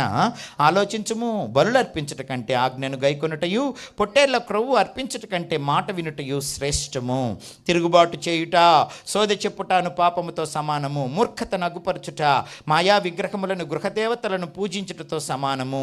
యెహోవా ఆజ్ఞను నీవు విసర్జించితివి కనుక నీవు రాజుగా ఉండకుండా ఆయన నిన్ను విసర్జించననగా, సౌలు జనులకు జడిసి వారి మాట వినినందున నేను యెహోవా ఆజ్ఞను నీ మాటను మీరి పాపం తెచ్చుకొంటిని. కాబట్టి నీవు నా పాపమును పరిహరించి నేను యెహోవాకు మ్రొక్కున్నట్లు నాతో కూడా తిరిగి రమ్మని సమూయేలును వేడుకొనెను. అందుకు సమూయేలు, నీతో కూడా నేను తిరిగి రాను, నీవు యెహోవా ఆజ్ఞను విసర్జించితివి గనుక ఇశ్రాయేలీలందరి మీద రాజుగా ఉండకుండా యెహోవా నిన్ను విసర్జించినని చెప్పి వెళ్ళిపోవాలని తిరుగగా సౌలు అతని దుప్పటి చెంగు పట్టుకునినందున అది చిరిగెను.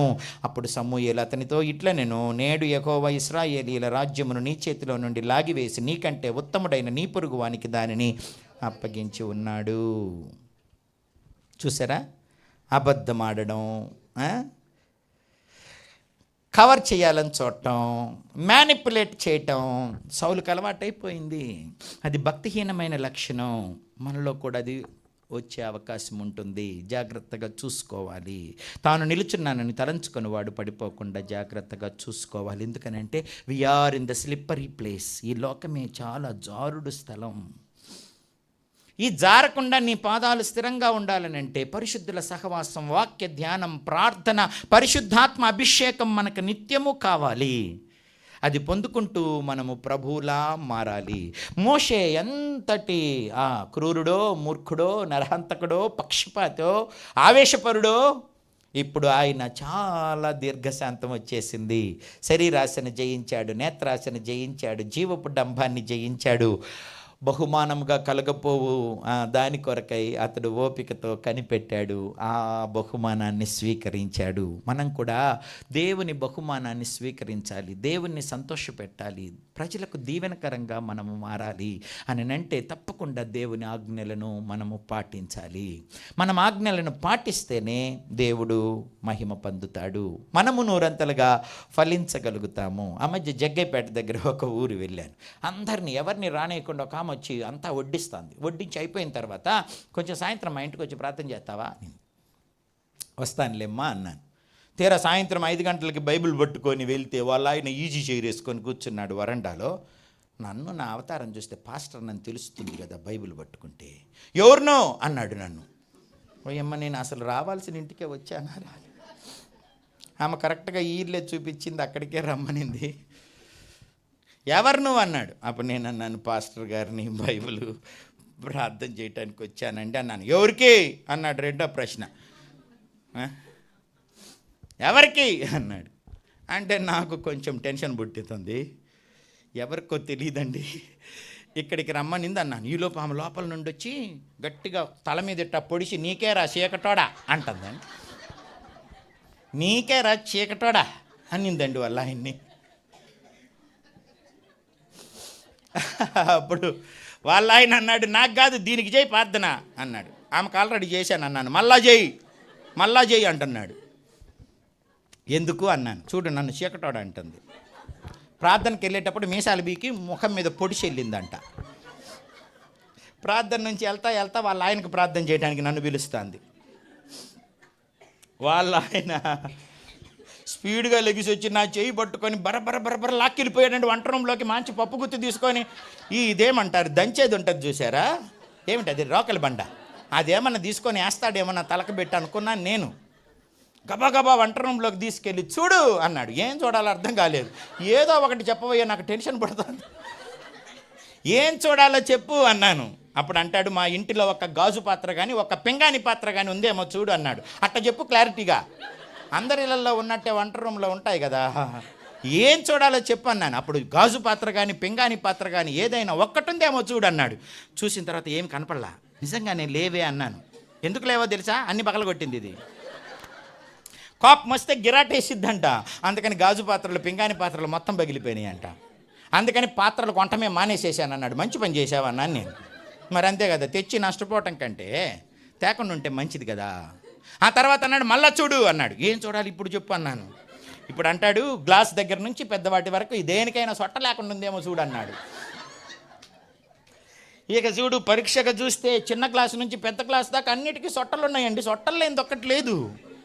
ఏమిటి కారణం అన్నాను. కోపం వస్తే పిల్లలనన్నా పొడిసిద్ది, నన్నన్నా పొడిసిద్ది, కిందన్నా పొడిసిద్ది.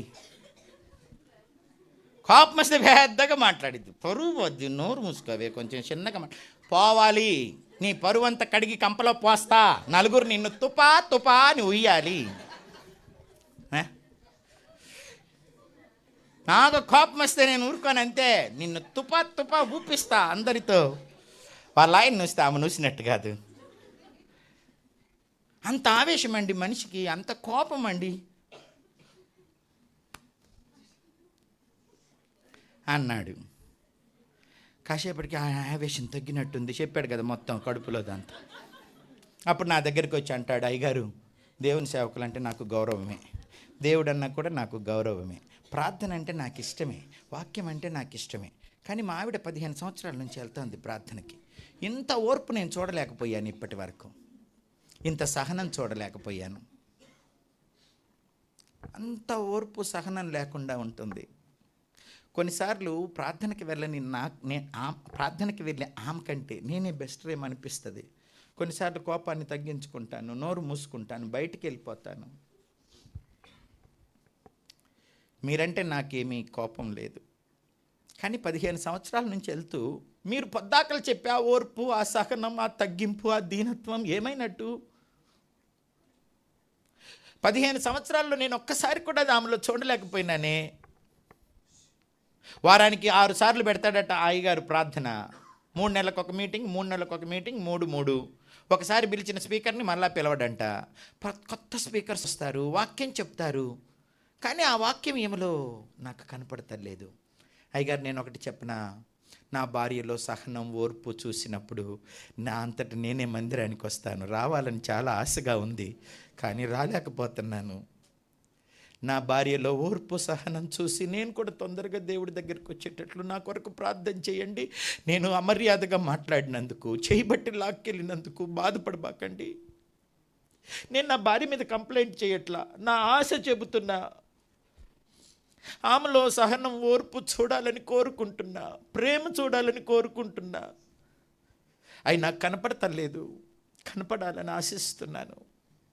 ఆయన ప్రార్థనకు రాకపోయినా ఫస్ట్లో కొంచెం కఠినంగా మాట్లాడిన, ఆయన గుండెల్లో కన్నీరు గారుస్తా నా చేతులు పట్టుకొని మోకరించి నన్ను బతిన్లాడుతుంటే ఓ పసిపిల్లాడిలాగా మన దగ్గర నుంచి లోకం ఎంత ఆశిస్తుందో క్రీస్తు రూపం అన్నది నాకు ఆ రోజు అర్థమైంది. మనలో కావాల్సింది క్రీస్తు రూపం. మోషే ఆ రూపాన్ని సంతరించుకున్నాడు, మనం కూడా ఆ రూపాన్ని సంతరించుకోవాలి. అప్పుడే దేవుని పని పూర్తవుతుంది, దైవజనుల ప్రయాస ఫలిస్తుంది. నలుగురికి కనపడినట్టు కాదు, దేవునికి కనపడాలి, దేవుని కన్నులకు కనపడాలి, దేవుడు ఆనందించాలి, దేవుడు మనల్ని సర్టిఫై చేయాలి. నా ప్రియ దేవుని పిల్లరా, మోషే అలాగూ ప్రార్థనలో, ప్రభు యొక్క సహవాసంలో ఆయన రూపాన్ని సంతరించుకున్నాడు, పరలోకాన్ని స్వతంత్రించుకున్నాడు, తన కొరకు సిద్ధపరచబడిన బహుమానముగా కలగబోవు దాని యందు దృష్టి పెట్టాడు, దాన్ని సంపాదించుకున్నాడు కదా. మోషే అక్కడున్నాడు ప్రభుతో. మనం కూడా ప్రభుతో ఉండాలి అని అంటే తప్పకుండా వీటిని జయించినట్లు మనము ప్రార్థనలో గడపాలి. మన ఆహాన్ని చంపాలి, మన శరీరాశను చంపాలి, మన నేత్రాశను చంపాలి కదా. వాటిని చంపితేనే మనం ప్రభువుతో ఉండగలము. కొలస్సీలకు రాసిన పత్రికలో ఆ మాటే పౌలు భక్తుడు చెప్పటం మనం చూస్తాము. కొలస్సీలకు రాసిన పత్రిక 3వ అధ్యాయం అనుకుంటాను. కొలస్సీలకు రాసిన పత్రిక 3వ అధ్యాయము. మీరు క్రీస్తుతో కూడా లేపబడిన వారైతే పైనున్న వాటినే వెతకుడి, అక్కడ క్రీస్తు దేవుని కుడిపార్శ్వమున కూర్చుండి ఉన్నాడు. పైనున్న వాటినే కానీ భూ సంబంధమైన వాటి మీద మనసు పెట్టకొనకుడి. ఏలయనగా మీరు మృతి పొందితిరి, మీ జీవం క్రీస్తుతో కూడా దేవుని యందు దాచబడి ఉన్నది. మనకు జీవమై ఉన్న క్రీస్తు ప్రత్యక్షమైనప్పుడు మీరును ఆయనతో కూడా మహిమ యందు ప్రత్యక్షపరచబడుదురు. కావున భూమి మీద ఉన్న మీ అవయవములను అనగా జారత్వమును, అపవిత్రతను, కామాతురతను, దురాశను, ధనాపేక్ష, విగ్రహారాధనతో పోల్చబడింది ఇక్కడ ధనాపేక్ష. ఆ ధనాపేక్షను చదవండి, చంపివేయండి. చదవండి. వాటి వలన దేవుని ఉగ్రత అవిధేయులైన వారి మీదికి వచ్చును. పూర్వము వారి మధ్య జీవించినప్పుడు మీరును వాటిని అనుసరించి నడుచుకుంటురి. ఇప్పుడైతే మీరు కోపము, ఆగ్రహము, దుష్టత్వము, దూషణ, మీ నోట బూతులు అను వీటన్నింటినీ విసర్జించుడి, ఒకనితోనొకడు అబద్ధమాడకుడి. ఏలయనగా ప్రాచీన స్వభావమును దాని క్రియలతో కూడా మీరు పరిత్యజించి జ్ఞానం కలుగు నిమిత్తము దాన్ని సృజించిన వాని పోలిక చొప్పున నూతన పరచబడుచున్న నవీన స్వభావమును ధరించుకొని ఉన్నారు. ఇట్టి వారిలో గ్రీసు దేశస్థుడని యూదుడని భేదం లేదు, సున్నతి పొందుటయని సున్నతి పొందకపోవటయని భేదం లేదు, పరదేశి అని సిథియనుడని దాసుడని స్వతంత్రుడని లేదు, కానీ క్రీస్తే సర్వమును అందరిలో ఉన్నవాడై ఉన్నాడు. ఆ క్రింద ఇంకా దేవుని బిడ్డలు ఏం చేయాలో అవన్నీ చెప్పాడు. కాగా దేవుని చేత ఏర్పరచబడిన పరిశుద్ధులను ప్రియులైన వారికి తగినట్లు మీరు జాలిగల మనస్సును, దయాళుత్వమును, వినయమును, సాత్వికమును, దీర్ఘశాంతాన్ని ధరించుకోండి. ఎవడైనాను తనకు హాని చేసినని ఒకడు అనుకుని ఎడలా ఒకనినొకడు సహించుచు ఒకనినొకడు క్షమించుడి. ప్రభువు మిమ్మును క్షమించినలాగున మీరును క్షమించుడి. వీటన్నిటిపైన పరిపూర్ణతకు అనుబంధమైన ప్రేమను ధరించుకోండి. క్రీస్తు అనుగ్రహించు సమాధానము మీ హృదయములలో ఏలుచుండనీయుడి. ఇందుకొరకే మీరొక్క శరీరముగా ఉండుటకు పిలువబడితిరి మరియు కృతజ్ఞులై ఉండుడి. ఆ కింద ఇంకా చాలా ఉన్నాయి, వద్దులే ఇప్పుడు, తర్వాత మీరు చదవండి. భార్యలు ఎలా ఉండాలి, భర్తలు ఎలా ఉండాలి, పిల్లలు ఎలా ఉండాలి, దాసులు ఎలా ఉండాలి, యజమానులు ఎలా ఉండాలి అంటూ చాలా విషయాలు చెప్పాడు. నేనైతే ఈరోజు ఇక్కడికి ఆపుతున్నాను. మీరు ఇంటికి వెళ్ళినాక చదవండి. రోజుకొకసారన్నా విశ్వాసులుగా మనం ఆ అధ్యాయాన్ని చదవాలి. మనం పైనున్న వాటిని వెతికి పైనున్న వాటిని స్వతంత్రించుకోవాలంటే వేటిని చంపాలో వేటిని బ్రతికించుకోవాలో దేవుడు చెబుతూ వచ్చాడు. దేవుడు మనల్ని క్షమించినట్లు మనం క్షమించాలి. నా జీవితంలో జరిగిన ఒక సంఘటన మీతో చెబుతా. నేను 2008లో గిద్దలూరు సెయింట్ పాల్స్ బిఎడ్ కాలేజీలో ఎంఎడ్ చదువుతున్నాను. అప్పటికే సంఘ పరిచర్య ఉండింది. నేను అమరావతి ట్రైన్ ఎక్కి నైట్ వచ్చి విజయవాడలో దిగి జగ్గైపేట నందిగామ దగ్గర ఉన్న చంద్రలపాడుకు వెళ్ళాలన్నమాట. వెంటనే ప్రయాణం మొదలు పెట్టడం వలన నేను రిజర్వేషన్ చేయించుకోలేకపోయాను. అందుకని జనరల్ కంపార్ట్మెంట్లో ఎక్కాను. అప్పుడు వెనక 2 జనరల్ బూత్లే ఉన్నాయి, మిగతా అంతా రిజర్వేషన్. అది బాగా కిక్కిరిసిపోయింది. ఆ కిక్కిరిసిపోయిన ట్రైన్లో ఫిజిక్స్ ఎంఎస్సి ఆంధ్ర యూనివర్సిటీలో చదువుతున్న మల్లికార్జున్ అనే ఒక అబ్బాయి మొత్తం సీట్లో పండుకొని ఉన్నాడు. నా ప్రక్కనే ఒక ముస్లిం ఆయన నిలవబడి ఉన్నాడు. ఆయన పాపం నిలబడలేకపోతున్నాడు. చాలా వృద్ధుడు, 90కి పైన ఉంటాయి ఆయనకి. నేను అన్నాను, ఇదేం జనరల్ బూత్ కాదు, ఈయన నిలబడలేకపోతున్నాడు, లెగిసి కూర్చో, ఇతను వచ్చి కూర్చుంటాడు అని చెప్పాను. ఆడు నాకెళ్ళి మిరా చూశాడు. నేను ముందే ఎక్కి ఆపుకున్నా అన్నాడు. ఆపుకున్నావులే అయ్యా, ఎవరు ఎక్కకపోతే నువ్వు పండుకోవాలి, కానీ ఇక్కడ నిలబడటానికి ప్లేస్ లేకపోతే నువ్వు ఆపుకున్నానంటే ఇదేం రిజర్వేషనా, కూర్చో, ఈయన ముసలాయన కూర్చుంటాడు అన్నాను. వాడు నేను అడిగింది సబబుగానే ఉంది కాబట్టి అందరూ వాడి వైపు చూస్తుంటే ఏం చేయాలో తెలియక వాడికి కోపం వచ్చి లెగిసి ఎంత పడుకున్నాడో ఈసారి అంత కూర్చున్నాడు, ఇట్టబెట్టి కాళ్ళు. అంటే ఎంత పొడవు కూర్చున్నాడో వాడి కాళ్ళు ఇట్టబెట్టి కూర్చున్నాడు. అప్పుడు నేను అన్నాను, పడుకుంటే ఎంత స్పేస్ ఆక్యుపై చేసావో కూర్చున్నా కూడా అంత స్పేస్ ఆక్యుపై చేసావు కదా, అప్పుడు కూర్చోవటం ఎందుకు, పడుకో అన్నాను నేను. పడుకోమంటాం కూర్చోమంటాం అంత నీ ఇష్టమే అన్నాడు వాడు నన్ను. కాదు, ఆయన కూర్చోటానికి ప్లేస్ వచ్చేటట్టు సర్దుకొని కూర్చో అన్నాను, కానీ ఇట్టబెట్టి కూర్చుంటే పడుకున్నంత స్పేస్ ఆయన ఎక్కడ కూర్చుంటాడు, నీ కాళ్ళ మీద నీ ఒళ్ళో కూర్చోవాలా ముసలాయన. అందుకని ఎట్టా ఉపయోగం లేదు కదా, నీకు ఇచ్చే మనసు లేదనుకుంటా, కూర్చో మరి, పడుకో ఇప్పుడు అన్నాను. నువ్వు పడుకోమంటే పడుకోవడానికి, నువ్వు కూర్చోమంటే కూర్చోడానికి నేనేం నీ బానిసను కాదు అన్నాడు. అప్పటికే నేను కొంచెం పెద్ద వయసు, వాడు చిన్నాడు. అంత అమర్యాదగా మాట్లాడేసరికి నాకు కొంచెం మనసు నొచ్చుకుంది. కాసేపు అలా ఉన్నానంతే. ఈ ప్రక్కన ముస్లిం ఆయన అన్నాడు, ఊరుకోండి బాబు, ఈ కాలం పిల్లలకి మర్యాద లేదు, పెద్దలంటే గౌరవం లేదు, నా గురించి మీరు ఎందుకు మాటలనిపించుకుంటారు. వీడు అంటుంటే వాడి క్లాస్మేట్స్ ఒక 6 ఉన్నారు చుట్టూ, వాళ్ళు పకా నవ్వుతున్నారు వీడికి సపోర్టివ్గా. ఊరుకోండి బాబు అన్నాడు. సరేలేని మౌనంగా ఉన్నాను. 5 నిమిషాలు అవ్వలేదు, నమ్మండి నిజంగా, వాడికి చెమటలు, జ్వరము, కీళ్ళ నొప్పులతోటి మొత్తం కీళ్ళు నొప్పులు వచ్చేసి టిట్టపోయి గువ్వలాగా అయిపోయి ఓ మూలకెళ్ళిపోయాడు. ఇప్పుడు 2 కూర్చోడానికి ప్లేస్ వచ్చింది, అక్కడ 2 కూర్చునే ప్లేస్ వచ్చింది. ఇలా ముడుచుకుపోయినాడు. వీడు యాక్షన్ చేస్తున్నాడేమో అనుకున్నాను నేను. కాదు, ఏడుస్తున్నాడు. బాగా నొప్పులు పుడుతున్నట్టున్నాయి. అరే నాకేమైందిరా, నాకు ఒళ్ళంతా నొప్పులు వచ్చేస్తున్నాయిరా, కొంచెం దుప్పటి కప్పనరా అంటున్నాడు. పిల్లలు పెద్ద దుప్పట్లు తీసుకెళ్ళలేరు కదా, లగేజ్ ప్రాబ్లం, అందుకని అందరు బెడ్షీట్లు తీసుకెళ్తారు. ఆ బెడ్షీట్లు ఈ అబ్బాయి మీద కప్పారు. వాడి బెడ్షీట్తో పాటు ఎదురుగున్న 6 షీట్లు కప్పినా కూడా వాడి చలి ఆగట్లేదు. వాడు బాగా వణికిపోతున్నాడు. డిసెంబర్ మాసం, అప్పుడు నాలో ఉన్న పరిశుద్ధాత్ముడు చెబుతున్నాడు, నీ దగ్గర మీ అక్క నార్త్ నుంచి తెచ్చిన ఉలెన్ షాల్ ఉంది కదా, అది కప్పు వాడికి అన్నాడు. నేను కప్పనన్నాను. అసలు వాడు అట్టాగే టైప్ అవ్వాలి. నేను ఎందుకు కప్పుతాను? నన్ను అందరి ముందు ఎగతాళి చేసి అంత నవ్వి నాకు విలువనివ్వకపోతే నేను కప్పనన్నాను. అప్పుడు ప్రభు ఏమన్నాడు తెలుసా? నిన్ను ప్రేమించే వారిని ప్రేమిస్తే నీకేం ప్రయోజనం? అన్యులు కూడా అలా చేస్తారు కదా. నిన్ను దూషించిన వారిని క్షమించు, నీ శత్రువును ప్రేమించు.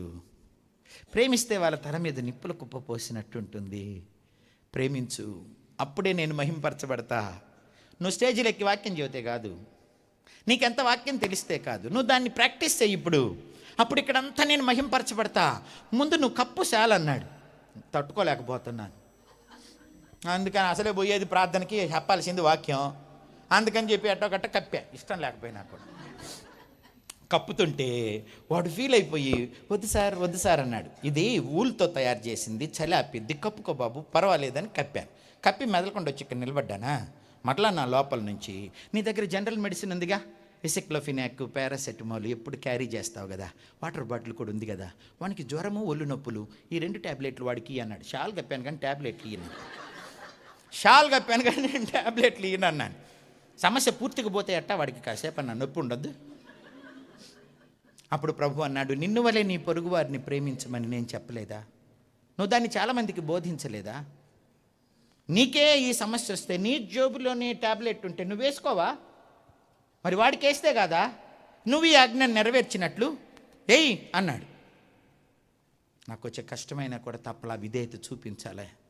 అందుకని తీసుకెళ్ళి, బాబు నేను కంప్యూటర్ మెడిసిన్ చేశాను, నాకు మెడికల్ తెలుసు, హాస్పిటల్లో పనిచేశాను, నేను నీ ట్యాబ్లెట్ వేస్తాను, కొంచెం వేసుకో అన్నాను. ఇవన్నీ పట్టుకుపోయినాయి అండి, రావట్లేదు అన్నాడు. నేను మెల్లగా తల పైకెత్తి ట్యాబ్లెట్లు వేసి నీళ్లు పోసి వాడు తాగేదాకా ఉండి అయిపోయిన తర్వాత మూత పెట్టి తెచ్చి పెట్టుకున్నాను. అప్పుడు నా ప్రక్కనున్న ముస్లిం ఆయన అంటాడు, నీవు క్రైస్తవుడివా అన్నాడు నన్ను. నీవు క్రైస్తవుడివా అన్నాడు. ఎందుకు అట్లా అడిగారు అన్నాను. క్రైస్తవులు తప్ప ఈ పని ఎవ్వరూ చేయలేరు బాబు. అంత అవమానపరిస్తే, అంత హేళన చేస్తే నువ్వు వెళ్ళి షాల్ కప్పి ట్యాబ్లెట్లు ఇచ్చావే, మీ క్రీస్తు బోధించాడు బాబు ఇట్లాగా, మీరే చేయగలరు బాబు. 5 నిమిషాలైనా అవ్వట్లేదు వాడు అవమానపరిచి, ఇంతలోకి అంత శ్రద్ధ ఎట్లా చూపించారు బాబు మీరు, మీరే చేయగలరు అన్నాడు.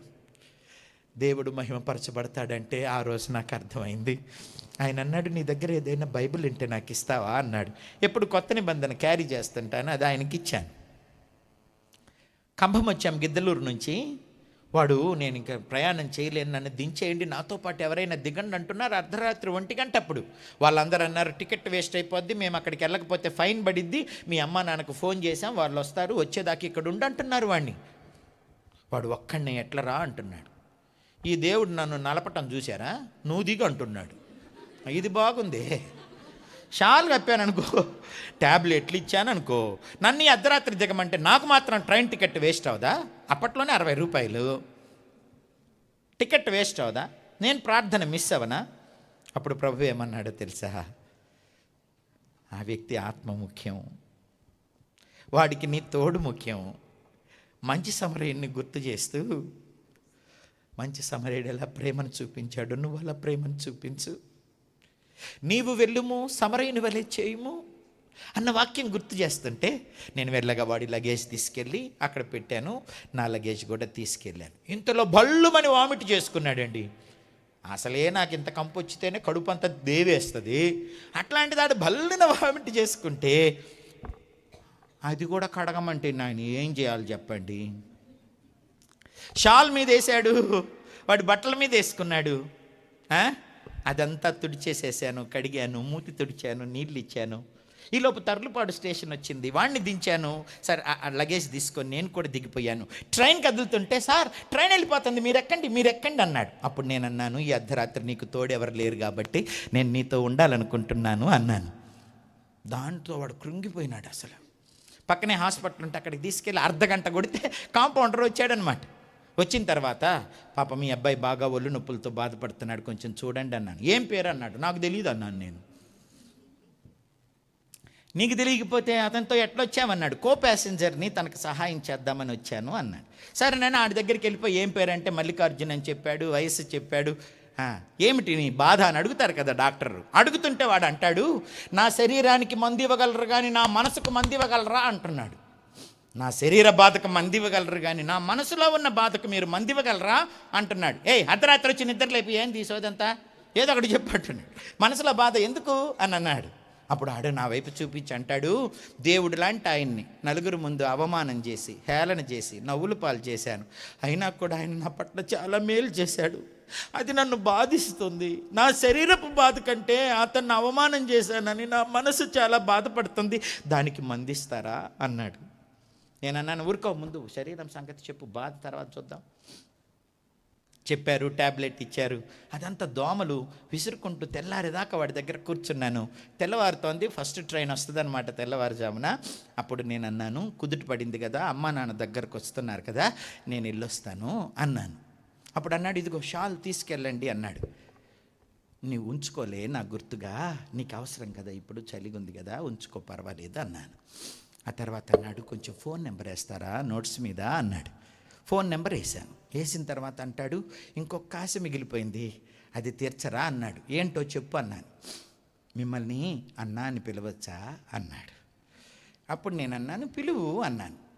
మీరు భయపడబాకండే, నేను అరుస్తా, ఇప్పుడు మిమ్మల్ని రెడీ చేయాలి కదా, అందుకని.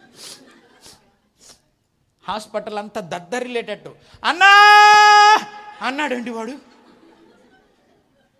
అంత పెద్దగా పిలుస్తావేంటి, ఊరికి అన్నా అని పిలవచ్చు కదా, పిలవబాకట్లాగా అన్నాను. అందరూ చూస్తుండే, రోడ్డు మీద వాళ్ళు కూడా అన్నారు. ఇంకా తీరలేదండి, ఇంకొకసారి పిలుస్తానండి అన్నా అన్నాడు. ఈయన ఎక్కువ కూడా పెడుతున్నాడే నాకు. అన్నా అన్నాడు. అయ్యి పిచ్చి పట్టింది అనుకుంటారు, ఎందుకట్ట చేస్తున్నావంటే నా గుండెల్లో బాధ తగ్గట్లేదు, నా బాధ తగ్గేదాకా నన్ను పిలవనియండి అంటూ మూడోసారి కూడా పెద్దగా పిలిచాడు. నేను దగ్గరకు వచ్చి హత్తుకొని, అంతగా పిలవద్దు, చూసేవాళ్ళు ఏమనుకుంటారు,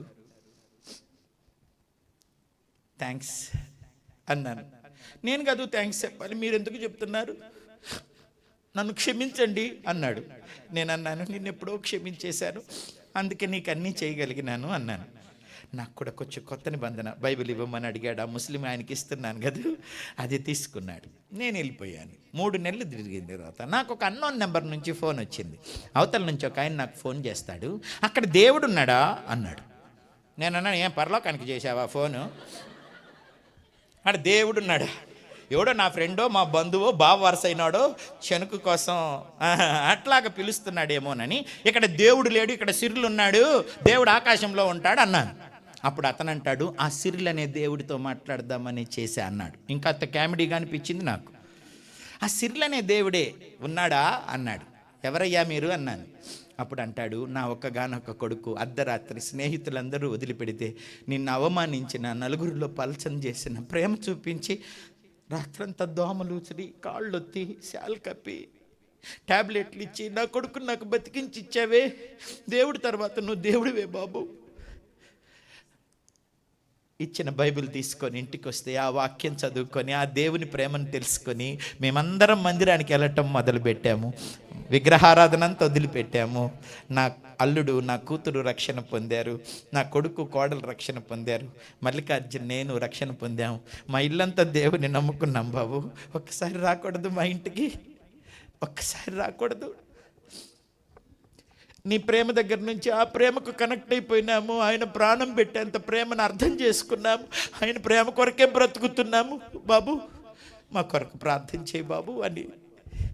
అప్పుడు అనిపించింది, ఒక వ్యక్తి దేవుని వాక్యాన్ని కొంచెం నెరవేరిస్తే, ఒక్క అంశం నెరవేరిస్తే ఎన్ని జీవితాలు బాగైపోతాయో అని. మనకింత మంచి సంఘం, ఇంత ఆత్మపూర్ణులైన దైవజనులని, ఇంతటి వాక్యాన్ని, ఇంతటి సహవాసాన్ని దేవుడు మనకిచ్చింది. మనము కూడా యాజకులుగా ఉండటానికే, పరిశుద్ధాత్మను పొందుకోవటానికే, ప్రభువుని లోకానికి చూపించటానికే, అనేకులను నిత్య నాశనం నుంచి తప్పించటానికే. నా ప్రియ దేవుని పిల్లరా, మనం దేవుని దగ్గరికి రావాలి. ఆయన అత్యంత ప్రేమ కృప కలిగిన వాడు. కనుక ఆ ప్రేమలో మనం నిలిచి ఉండాలి. ఆయన మన కొరకు తన్ను తానే త్యాగం చేసుకున్నాడు, తన్ను తాను మన కొరకు సమర్పించుకున్నాడు. మనల్ని తన రాజ్య వారసుల్ని చేయటానికే ఈ లోకానికి దిగి వచ్చినాడు. కనుక ఆ ప్రభు త్యాగాన్ని వ్యర్థం చేయకూడదు. ఆయన చిత్తాన్ని మనం సంపూర్ణంగా నెరవేర్చాలి. ఆయన్ను మనం ఘనపరచాలి.